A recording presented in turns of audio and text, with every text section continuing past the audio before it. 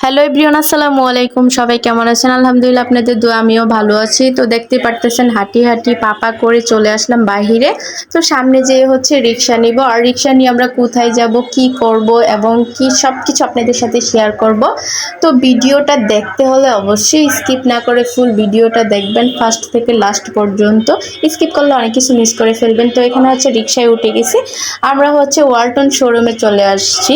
তো ওয়ালটন শোরুমে কেন আসছি, কি করব এবং কি নিব সবকিছু আপনাদের সাথে শেয়ার করব। তার আগে একটা কথা বলি, আমি হচ্ছে হয়তো মানে আমার ভুলও হইতে পারে কথাবার্তার মধ্যে, যাই হোক, তো এটা হচ্ছে আপনারা ইগনোর করবেন। কারণ হচ্ছে একটু বেশি খুশি খুশি লাগতেছে।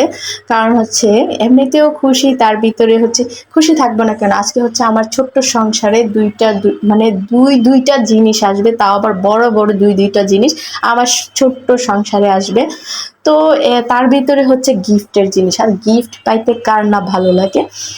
তো যাই হোক, এখানে হচ্ছে আমি অনেক কিছুই দেখলাম, পুরো শোরুমটা ঘুরে আবারও আপনাদের সাথে শেয়ার করলাম।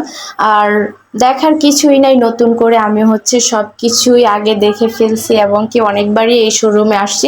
আর এই শোরুমে আসলে আমার অনেক কিছু পছন্দ হয় যেটা নাকি আমি কিনতে পারি না। ইনশাল্লাহ টাকা হলে একদিন একটা একটা করে আমি হচ্ছে কিনবো। তো ওই আশায় আছি। তো এখানে হচ্ছে নতুন করে আমার দেখার কিছু নেই, কেন বললাম জানেন?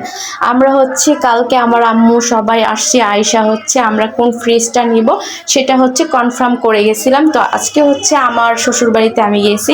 তো ওইখানে হচ্ছে সব কিছু ঠিকঠাক করে তারপর হচ্ছে আমরা শোরুমে চলে আসছি বিকালের দিকে।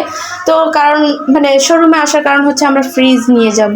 তো ফ্রিজটা নেওয়ার আগে হচ্ছে সব কিছু আমরা কনফার্মই করে রাখছিলাম, শুধু আজকে হচ্ছে টাকাটা পেড করবো আর হচ্ছে আমাদের ফ্রিজ আমরা বাসায় নিয়ে যাব। তো আরেকটা কথা কি জানেন, আমার আম্মুর ফ্রিজ যখন কিনছি, মানে এই শোরুম থেকেই কিনছি, এই আঙ্কেলটার কাছ থেকেই কিনছি। তো আমার আম্মুর ফ্রিজ কেনার সময় হচ্ছে এই ফ্রিজটা কিন্তু আমরা দেখছি। তো আমরা কিন্তু ওই ফ্রিজটার দিকে অনেকবারই ফোকাস করছিলাম, বাট এই ফ্রিজটা আমার আম্মুর বাসার জন্য অনেক ছোট হয়ে যায়, এই জন্য আমার আম্মু এটা নেওয়ার জন্য রাজি হয় নাই। লাস্টে হচ্ছে অন্য একটা ফ্রিজ নেওয়া হয়েছে, যেটা নাকি এটা মানে আমার আম্মুর বাসায় আর কি, যে ফ্রিজটা নেওয়া হয়েছে ওইটা হচ্ছে অনেক বড় ছিল।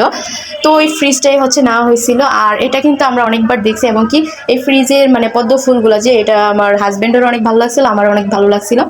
দেন হচ্ছে আমরা এটা মানে যখন আমার আম্মুর ফ্রিজ নেওয়া হয়েছে তার কিছুদিন পরেই হচ্ছে হঠাৎ করে প্ল্যানিং হয় যে আমাদের বাসায়ও ফ্রিজ যাবে, টিভি যাবে।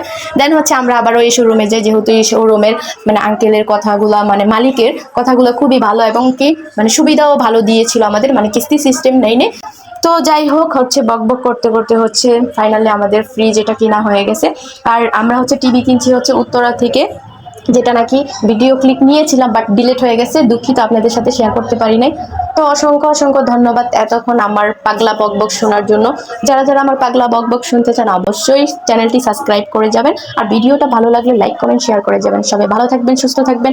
নেক্সট ভিডিওতে আবারও দেখা হবে। আল্লাহ হাফেজ।